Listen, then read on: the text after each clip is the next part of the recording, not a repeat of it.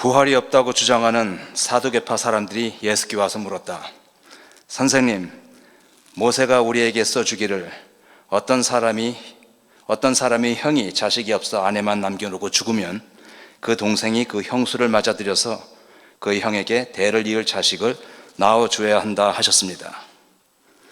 형제가 7 있었습니다. 그런데 마지가 아내를 얻었는데 죽을 때에 자식을 남기지 못하였습니다.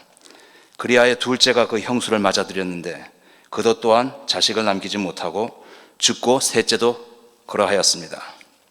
7이 모두 자식을 두지 못하였습니다. 맨 마지막으로 그 여자도 죽었습니다. 부활 때 그 여자는 그들 가운데 누구의 아내가 되겠습니까? 7이 모두 그 여자를 아내로 맞아들였으니 말입니다. 예수께서 그들에게 말씀하셨다. 그대들은 성경도 모르고 하나님의 능력도 모르니까 잘못 생각하는 것이 아닙니까?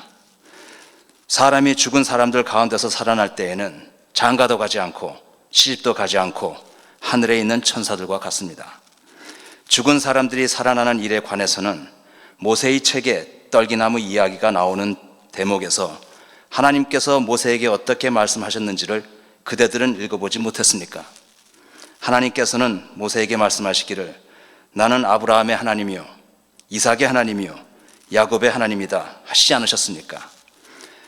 하나님은 죽은 사람들의 하나님이 아니라 살아있는 사람들의 하나님이십니다. 그대들은 생각을 크게 잘못하고 있습니다. 아멘.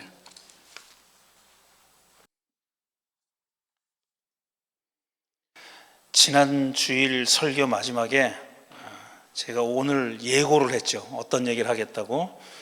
하나님에 대해서 말씀했고 하나님은 알 수 없는 분이다. 그 얘기를 하겠다고 예고를 했는데 이게 가끔은 또 예고랑 안 맞는 게 있어야 되지 않겠습니까? 예고를 맞추지 않겠습니다. 오늘 다른 얘기를 먼저 하고 나중에 우리 인간이 하나님에 대한 이해가 하나님이 어떤 분이라고 생각하고 믿느냐 하는 그게 얼마나 크게 달라졌는지를 얘기하는 그런 대목인데 이 이야기를 중간에 집어넣기로 했습니다.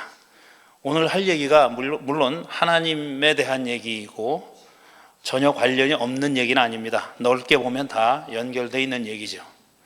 자, 예수님이 결혼에 대해서 2번 길게 말씀하신 적이 있습니다. 2번 얘기했는데 첫 번째가 마가복음 10장에 나오는 얘기입니다. 거기서는 바리새파 사람이 예수를 시험하기 위해서 와서 이제 시험하려고 왔다라는 말이 명기돼 있어요. 바리새파 사람이 뭘 물었는데 시험하려고 떠보려고 물은 겁니다. 뭐라고 물었느냐면 남편이 아내를 버려도 됩니까? 이렇게 물었어요. 남편이 아내를 버려도 되냐고 물었습니다. 예수님이 뭐라고 얘기했냐면 모세의 율법이 어떻게 되어 있느냐 이렇게 물어봤습니다. 그러자 그 사람들이 처음 질문한 사람들이 이혼 증서를 써주고 버리는 것을 허락했습니다. 모세는 이혼 증서를 써주고 버려도 된다 이렇게 허락했다는 겁니다. 그러자 예수님이 어떻게 대답하셨냐면은 그건 그대들의 마음이 완악해서 악해서 그런 계명을 주신 거다. 이혼 증서를 써주고 아내를 버려도 된다는 계명이 있는 건 사실인데 그건 분명한데 모세를 통해서 그런 계명을 준 건 확실한데 그런 계명을 준 이유는 뭐냐면은 그건 너희들이 악해서 그런 계명을 주신 거다라는 겁니다. 그리고 나서 본래는 그렇지 않았다 이렇게 얘기합니다. 원래는 그렇지 않았다. 그리고 하나님이 짝지어 주신 것을 사람이 나눌 수 없다 이런 말씀을 하셨습니다. 하나님이 짝지어 주신 것을 사람이 갈라놓으면 안 된다는 게 본래다 이겁니다. 그러니까 원칙이다 이런 얘기예요. 그런데 이혼 증서를 써주고 아내를 버려도 된다고 말한 것은 너희들이 악해서 사람들이 악해서 그런 계명을 준 것이지 본래는 버리면 안 된다 그런 겁니다. 그리고 나서 또 이제 그 시험을 해보려고 했던 사람들은 갔어요. 그러니까 제자들이 물어봤어요. 무슨 뜻인가 물어봤더니 제자들한테 뭐라고 설명을 하셨냐면은 그 말씀의 의미가 뭐냐고 물어보니까 여기서 또 간음 얘기를 해요. 예수님이 아내를 버리고 다른 여자에게 장가드는 남자는 간음한 것이다. 마찬가지로 또 거꾸로 남편을 버리고 다른 남자한테 시집가는 것도 간음하는 것이다. 이렇게 말씀하십니다. 헷갈리죠? 이 말씀에 따라, 이 이야기에 따르면 이혼을 하지 말라는 얘기입니다. 본래는 하나님이 그렇지 않았다. 본래는 하나님이 짝지어 주신 것을 사람이 나누면 안 된다. 이게 본래라는 거예요. 기본 원칙이라는 겁니다. 기본 원칙인데 너희들이 악해서 이혼장을 써주고 버리라는 계명을 주었다. 본래는 이혼하면 안 된다. 남자나 여자를 버리고, 남편이나 아내를 버리고 다른 여자나 남자에게 결혼하는 것은 간음하는 것이다 그랬어요. 자, 이 말을 지금 21세기에 사는 우리가 그대로 받아들일 수 있습니까? 심지어는 예수님이 본래는 그렇지 않다. 본래는 하나님이 짝지어 주신 것을 사람이 나눌 수 없다. 그 본래에 해당하는 원칙이라고 말씀하신 것을 우리가 글자 그대로 받아들이고 살지 않잖아요. 물론 이혼한 다음에 이거 본래는 하나님이 걔랑 짝지어 주신 게 아니야, 이렇게 핑계대면 할 말은 없어요. 원래는 얘인데 내가 잘못해서 얘랑 한 거야, 이렇게 하면 할 말 없어요. 근데 그런 뜻은 아니지 않습니까? 제가 관심을 갖는 건 뭐냐면은, 자, 이혼장을 써주고 이혼하라는 계명이 있습니다, 구약 성경에. 자, 제가 어저께 밤에 이 설교를 준비하면서 성경에서 이혼이라는 말이 나오는 구절들을 다 찾아봤어요. 딱 치면 나오거든요. 제가 뭐 다 뒤져서 찾은 게 아니라 이혼 딱 치면은 창세기 어디, 출애굽기 어디 쫙 나와요. 3번이 나왔어요. 상당히 많이 나옵니다. 자, 보세요. 구약 성경은 그냥 대충 한 3,000년 전의 기록이라고 합시다. 3,000년 전의 삶의 모습을 반영한다고 하자고요. 구약 성경의 기간은 굉장히 길어요. 그렇지만 그냥 평균 잡아서 3,000년. 3,000년 전에 쓴 3,000년 전의 상황을 반영하는 문서에 이혼이란 말이 이렇게 많이 나와요. 우리는 조선시대가 언제입니까? 조선시대가 불과 몇백 년 전이죠. 이혼? 말도 안 되죠. 그러니까 이혼의 역사는 굉장히 긴 거예요. 성경이 그럼 구약 성경이 이혼의 가장 시초냐? 아닙니다. 그 전에 이집트나 메소포타미아에서도 그런 얘기가 나와요. 이혼이 인류 역사에서 굉장히 오래된 겁니다. 결혼 제도가 제도적인 결혼이라는 거, 제도로서의 결혼, 어떤 하나의 뗄 수 없는 결합, 해체할 수 없는 결합으로서의 제도로서의 결혼 제도도 오래됐지만 그걸 해소하는 제도도 오래된 거예요. 굉장히 오래된 겁니다. 그런데 예수님이 뭐라 그랬냐면은, 그건 이혼장을 써주고 이혼하라는 모세의 율법은 상황윤리다, 이렇게 얘기한 거예요. 너희들이 악하기 때문에 그런 형편 때문에 주어진 것이지 그 프린시플은 아니다라는 얘기잖아요. 원칙은 아니다라는 얘기잖아요. 근데 대체로 유대인들은 구약 성경에 들어있는 얘기들을 다 원칙으로 생각합니다. 그건 하나님의 말씀이고, 우리 기독교인들도 마찬가지예요. 지금 기독교인들도 성경에 써있는 얘기들은 죄다 다 원칙이에요. 어기면 안 돼요. 실제로는 다 지키지 못하면서도 그건 원칙이라고 생각합니다. 근데 지금 예수님은 그건 상황윤리야, 이렇게 얘기한 거예요. 너희들이 악해서 그냥 쉽게 말하면 땜빵으로 준 거야, 원칙은 아니야, 이렇게 얘기하신 거예요. 예수 시대에 구약 성경을 보면 어떤 경우에 이혼하라는 말들이 있어요. 그리고 이혼할 때는 이혼장을 써주라는 말도 있습니다. 그런 말이 다 있어요. 근데 굉장히 구체적이진 않아요. 구약 성경의 율법이 이혼에 대한 규정이 구체적이진 않습니다. 그러니까 해석의 여지가 있으니까 후대의 랍비들이 다양하게 해석을 한 겁니다. 해석의 여지가 있으니까. 딱 명토 박아서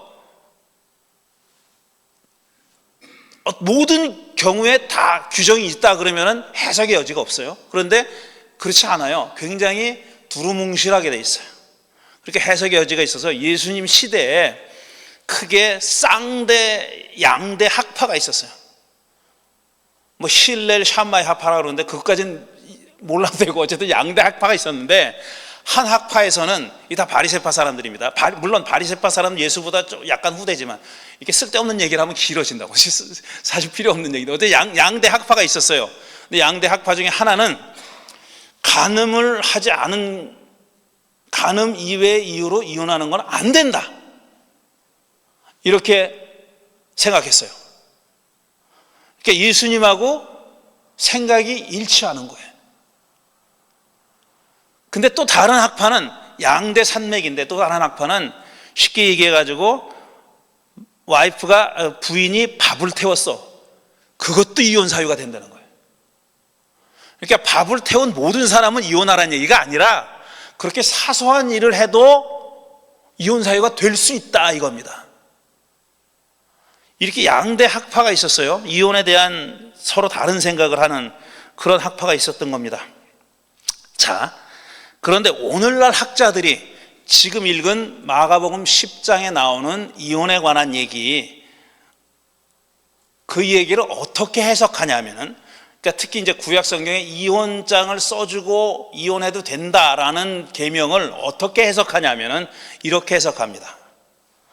그거는 왜 이런 계명이 있느냐 하는 것은, 왜 이런 계명이 있느냐 하면은, 여자의 입장에서 이혼을 당해서 자기 남편과 시집에서 쫓겨나면은 그 사람은 막막해진다, 이거예요.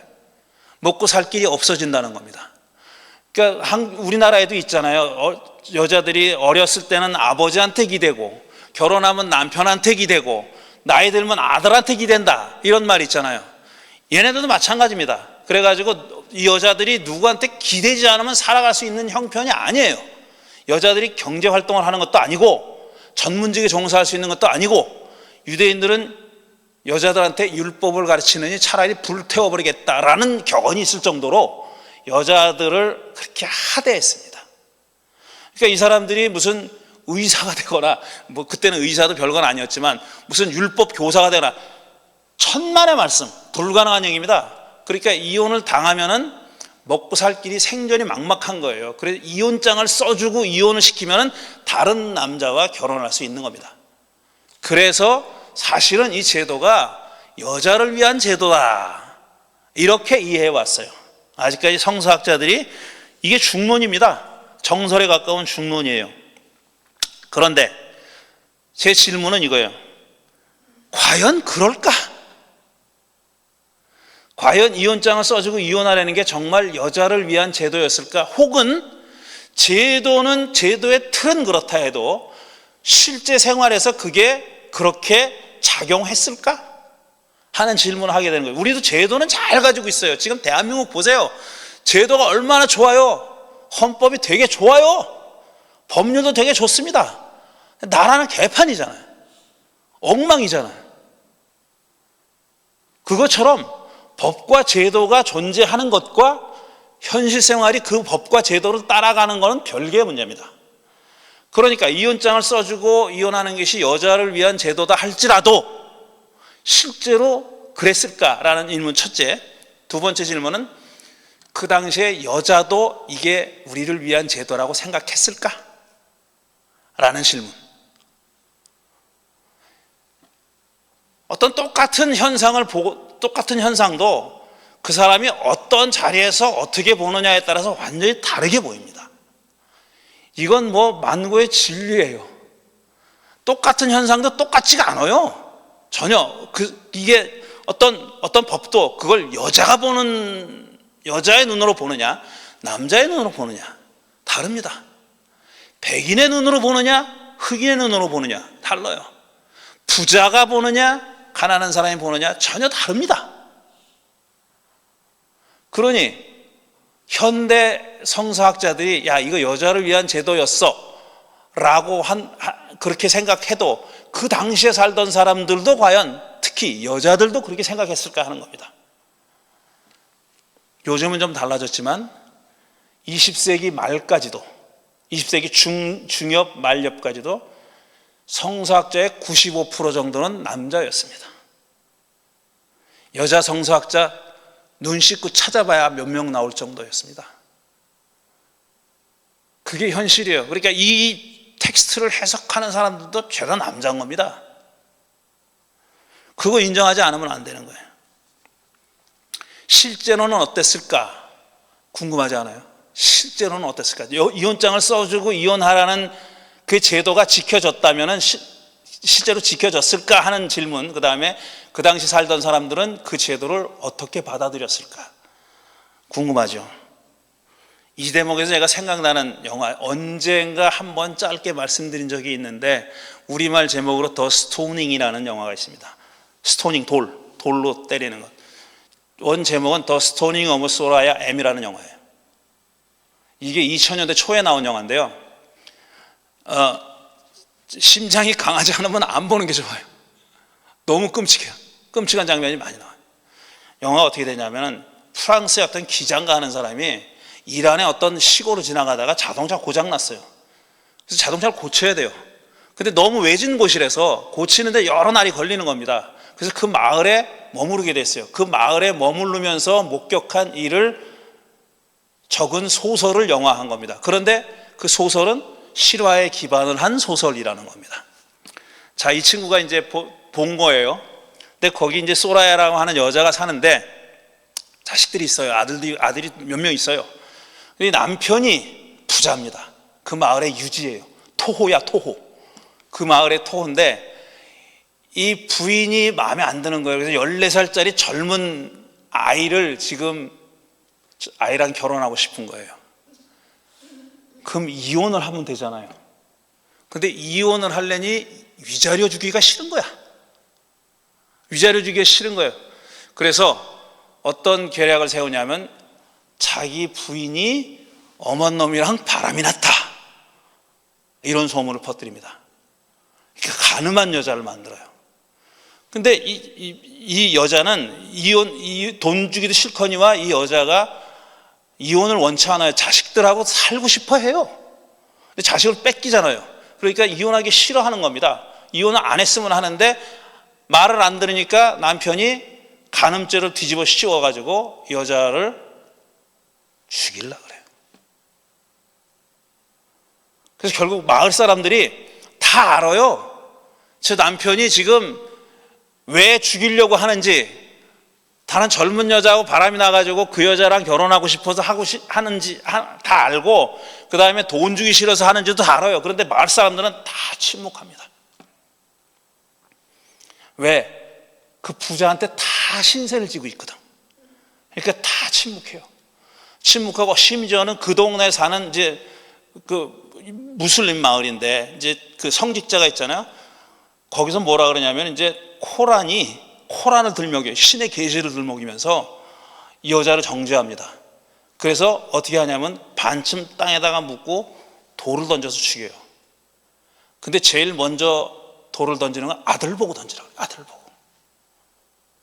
장남 보고 던지라 그래요. 네 엄마가 얼마나 나쁜 여자인지.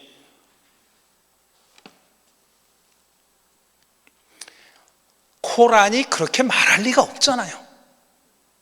코란이 이렇게 간음죄를 뒤집어 쓰여서 죽여라라고 말할 리가 없잖아요.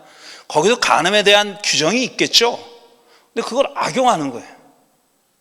제도와 법이 존재한다는 것과 그 제도와 법이 원래 정신대로 기능하는 것은 다른 문제인 겁니다. 이게 20세기 초에 일어난 일이에요. 그 소설은 1990년대 말에 쓰여졌다 그러고 영화는 2000년대 초에 나왔어요. 예수 시대의 사정은 어땠을까? 예수님이 하신 말씀, 제가 수수께끼 같은 말씀, 본래는 그렇지 않았다. 하나님이 짝지어 주신 것은 사람은 나누면 안 된다. 간음한 이유가 아니면 이혼하면 안 된다라는 말씀이 무슨 뜻이었는지 하는 것은 그때 사정을 정확하게 알아야 사실 정확하게 이해할 수 있는 겁니다. 그걸 알아야 바리새파 사람이 어떤 의도로 예수님을 왜 그런 질문을 해가지고 떠보려고 했으며, 하필이면 왜 이혼 문제를 거론했으며, 왜 예수는 하나님이 짝지어 주신 것을 사람이 갈라놓으면 안 된다라고, 그게 본래다, 그게 원칙이다라고 말씀하셨을까? 그리고 간음 얘기는 왜 꺼냈을까? 우리가 다 이해할 수는 없습니다. 처음부터 바리새파 사람이 시험하려고 물었으니까 거기에 대해서 예수님이 그걸 비꼬려고 했을 수도 있어요. 그럴 수도 있어요. 그러니까 글자 그대로 읽어서는 안 될 수도 있어요. 모릅니다. 하지만 우리는 어떻게 됐는지 몰라요. 이게 첫 번째 얘기고, 두 번째 얘기가 오늘 본문이에요. 이번에는 사두개파 사람이 등장합니다. 사두개파 사람은 바리새파 사람과 양대 산맥인데, 굳이 따지자면 바리새파 사람들은 좀 평민 계층이 많았어요. 일반인들. 근데 사두개파 사람은 제사장과 로마 제국에 협력했던 부자들, 권력자들이 많았습니다. 특히 제사장 동네입니다. 제사장 계통이에요, 사두개파 사람. 이 사람들은 권력을 가지고 있어요. 근데 이 사람들의 신학의 특징 중에 하나가 부활이 없다고 생각하는 사람들이에요. 이 사람들은 바리새파 사람들은 부활을 믿는 사람들이에요. 부활이 있다고 믿는 사람들이고, 사두개파 사람은 부활이 없다고 믿는 사람들이에요. 학자들은 이게 그들이 처해 있는 사회적인 위치가 영향을 줬을 거다라고 생각합니다. 그러니까 권력자 부자들은 굳이 부활을 원하지 않는다는 얘기예요. 왜 그러냐 하면은, 또 길어지는데, 예수님 시대에 부활 신앙이라는 게 왜 생겼냐 하면은, 이 세상에서도 편히 잘 먹고 또 죽은 다음에 또 잘 먹고 잘 산다, 이래서 부활 신앙이 나온 게 아니에요. 그게 아니라 이 사람들이 예수님 이전 시대에, 그러니까 중간기 시대, 구약이 끝나고 신약이 시작된 그 중간기 시대에 굉장히 많은 독립전쟁을 했습니다. 헬라가 쳐들어오고 로마의 지배를 받잖아요.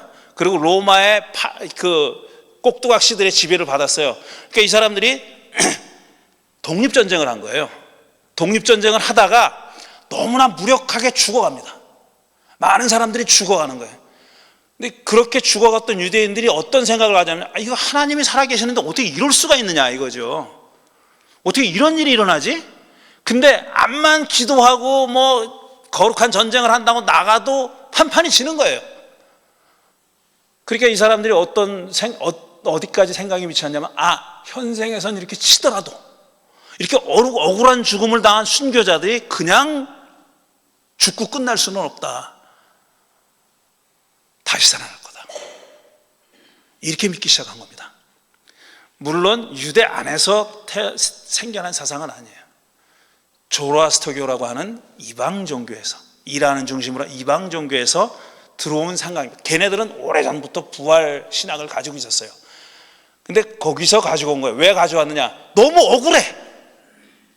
이렇게 죽는 게 너무 억울해요. 하나님의 백성들이 이렇게 죽는 게 너무 억울해요. 그러니까 이게 끝일 수는 없다. 다음 세상이 있다. 이 사람들은 다시 살아날 거다. 이렇게 믿게 된 겁니다. 이게 부활입니다.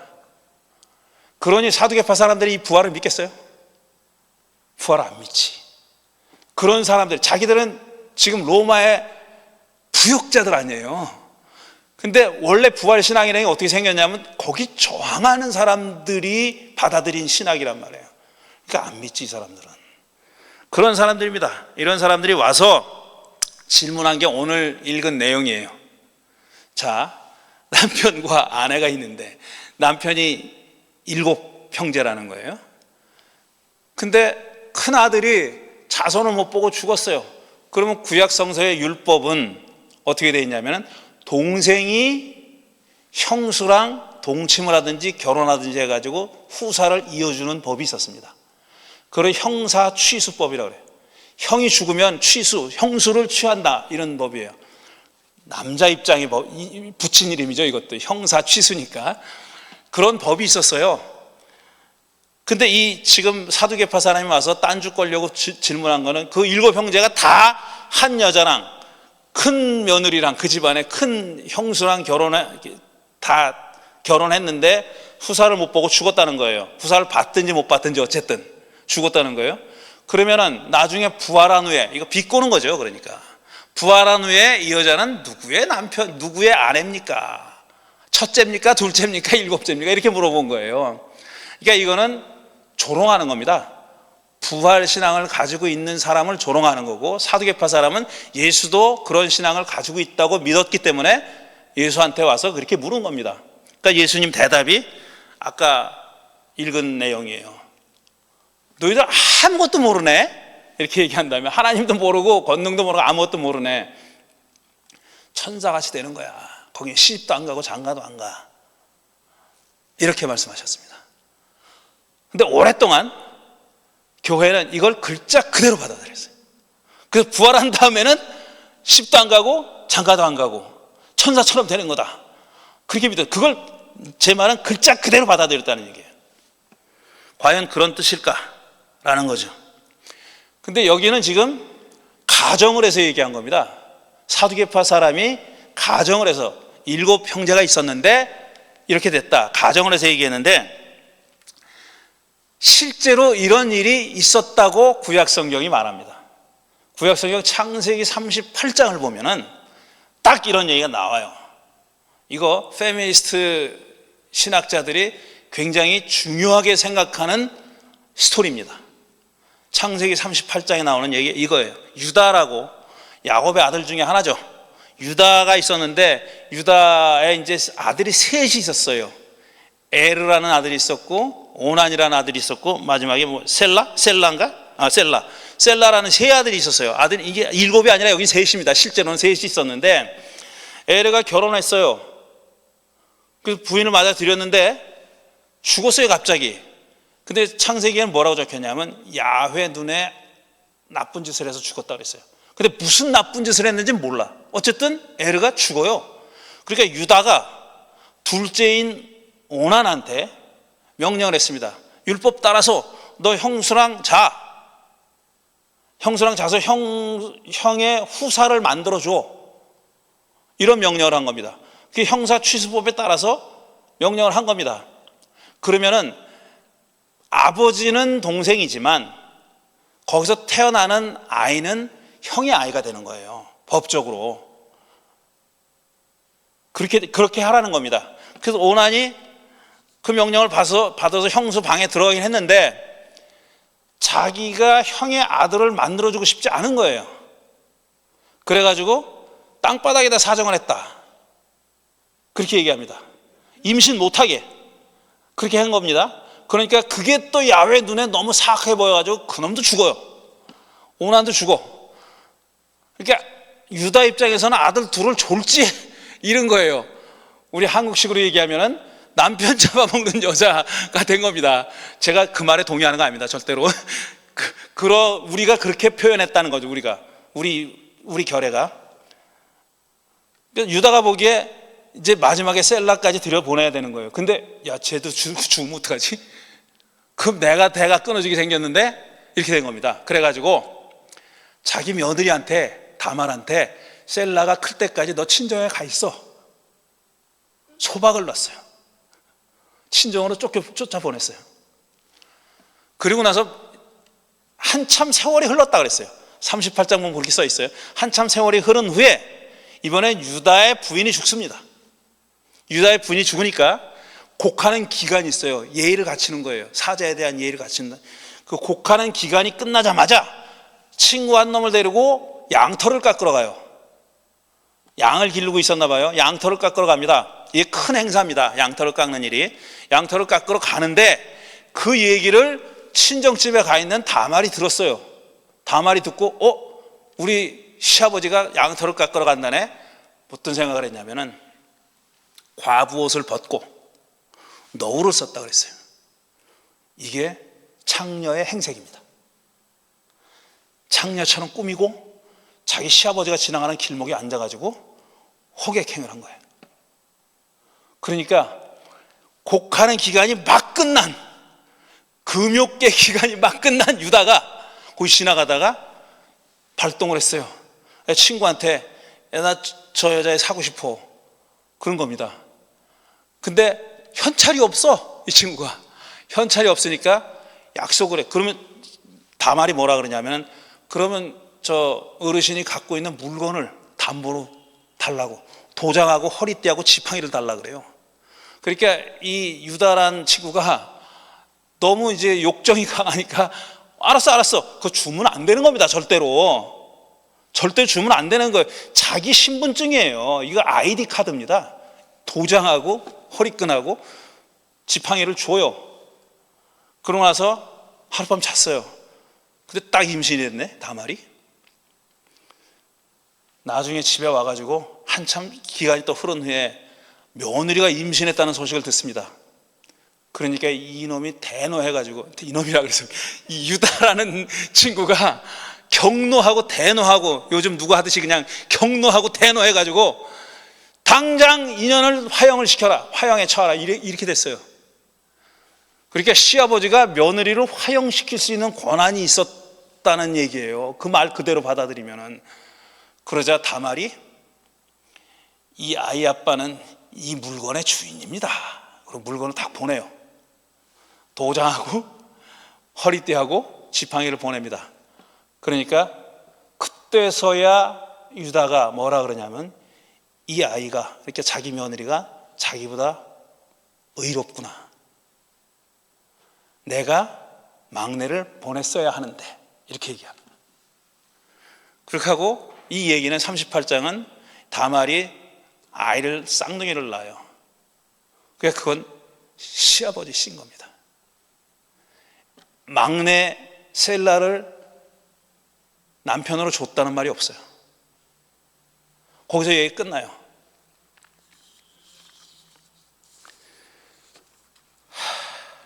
기운이 떨어질 만도 하네. 너무 오래 했네. 이거 그래도 마무리는 해야지. 자, 이 이야기는 왜 사람들의 이렇게 어텐션을 받냐 하면요, 이게 무슨 얘기인지 모르겠는 거예요. 이 얘기가 뭘 얘기하려고 여기 있지? 이 얘기의 38장이요 37장과 39장 사이에 딱 들어와 있는데 흐름을 끊어요. 37장은 39장하고 딱 연결됩니다. 중간에 38장에 이 얘기가 느닷없이 뜬금없이 딱 들어와 있는 거예요. 근데 얘기 내용 자체가 수수께끼야. 이거 도대체 뭘 얘기하려는 거야? 그리고 당시의 사회상하고도 맞지도 않아요. 정말 화형을 시킬 권한이 있었는지도 의문이지만, 그렇다고 해가지고 가부장의 킹 왕짱인 이 시아버지가 자기 그 며느리를 임신하게 했다고 해가지고, 제가 나보다 의로워, 내가 막내를 보냈어야 했는데, 과연 그랬을까? 도대체 이 얘기가 뭘 말하려고 하는지를 알 재간이 없어요. 그래서 저도 이 이야기를 가지고 수많은 사람들이 정말 잉크 낭비하지, 종이 소비, 수많은 학자들이 글을 썼어요. 특히 여성 신학자들이 글을 많이 썼고, 제가 어떻게 그 책을 찾다가 못 찾았는데, 저 또한 이 이야기를 해석하는, 고대서부터 지금까지 대표적인 해석의 줄기를 보여주는 400페이지짜리 책이 있습니다. 90년대 말에 나온 책인데, 그럴 정도로 이 이야기가 매혹적인 이야기입니다. 매력적인 이야기예요. 자, 그런데 지금 이 이야기를 사두개파 사람은 부활을 조롱하려고 가져왔어요. 부활신앙? 야, 웃기지 마라. 이런 거 너 뭐라고 대답할래? 이 이야기를 소재로 해가지고 부활신앙을 깔려고 한번 비튼 겁니다. 비틀었죠. 원래는 그런 얘기가 아니라고요. 그런데 한 번 더 비틉니다. 예수님이. 그것들도 아니야. 그거 아니거든. 부활한 다음에 다 천사같이 되는 거야. 시집도 안 가고 장가도 안 가고 뭐 이러면서 그게 아니라고 얘기한 거야. 한 번 더 비틉니다. 한 번 더 비틀어요. 결국 다음 주에 얘기해야 될 때 이 얘기만 하고 마치겠어요. 요즘도 말이에요, 영화 드라마 같은 거 보면은 연쇄살인범 나오잖아요. 시리얼 킬러, 연쇄살인범 나오죠. 연쇄살인범의 희생자 중에 제일 많이 등장하는 사람이 어떤 사람인지 아세요? 연쇄살인범의 희생자 누굴까요? 장녀입니다. 많은 연쇄살인범을 그린 영화나 드라마의 희생자는 창녀예요. 하정우 나오는 추격자도 창녀잖아요. 아이를 가지고 있는 창녀잖아요. 이건 한국뿐 아니라 모두 다 그래요. 왜 그럼 창녀일까? 왜 그럼 창녀일까? 시리얼 킬러는 살벌한 거예요. 이 시리얼 킬러를 욕을 하죠. 욕을 해야지. 나쁜 놈이니까, 죽였으니까. 그런데 그렇게 욕을 하면은 드라마가 안 만들어져요. 욕만 하면은. 요걸 덜 먹게 하는 방법은 욕 먹어도 싼 사람을 죽이는 겁니다. 제가 창녀가 욕 먹어도 싼 사람이라는 뜻이 아니라 사회적으로 욕 먹어도 싸다고 여겨지는 사람을 희생자로 만드는 거예요. 안 그렇습니까? 그래서 사람들이 생각하기에 아유 저렇게 함부로 사니까 죽어도 싹까지는 안 해도 그러니까 그런 위험에 노출되지 이렇게 생각하게 만드는 거예요. 어떤 시점으로 어떤 자리에서 바라보느냐에 따라서 이렇게 다른 거예요. 우리가 가지고 있는 창세기 38장은 유다의 입장에서 쓴 겁니다. 유다, 그래서 결국은 유다가 칭찬받아요. 쟤가 나보다 훌륭해. 이렇게 칭찬했다고 해서 칭찬받아. 그럼 다말은 뭐냐? 페미니스트 신학자들이 나오기 전에는 시어머니랑 잔 나쁜 년이에요. 그렇게만 생각했다고 우리가 아직까지. 시어머니랑 자기가 살겠다. 시어머니래. 시아버지. 죄송합니다. 자기가 살겠다고 시아버지를 꼬셔가지고 임신한 천하의 비윤리적인 나쁜 여자. 그건 전적으로 시아버지 입장에서 봤기 때문에 그렇습니다. 그러니 예수님이 지금 이 형사 취소에 관한 얘기를 시점을 미래로 바꿔버렸어요. 이런 사람이 있으면 어떻게 할 겁니다. 옛날 사람들은 이렇게 했는데요. 그 옛날을 끄집어내요. 근데 예수님은 옛날 끄집어내지 않아요. 이게 이 양반의 저는 대단한 점이라고 생각하는 거예요. 소름 끼치게 대단한 점은 이겁니다. 이 똑같은 얘기를 가지고 사두개파 사람들은 옛날 얘기를 끄집어냈어요. 옛날에 법은 이랬는데 분명히 이 사람들 머리에는 다말 얘기가 들어있습니다. 창세기 38장의 얘기가 들어있어요. 그런데 예수님은 야 웃기지 말어. 그런 거 아니야. 부활 후에는 예수님 부활을 믿었으니까 뭐 하나님 나라라고 해도 좋고 부활 후라고 해도 좋아요. 그건 전혀 다른 세상이야. 한마디로 그냥 정리해버리는 거예요. 그건 다른 세상이야. 어떻게 다르냐? 그걸 해석의 여지로 남겨놓은 거죠. 그래서 그 얘기는 계속할 거죠. 이제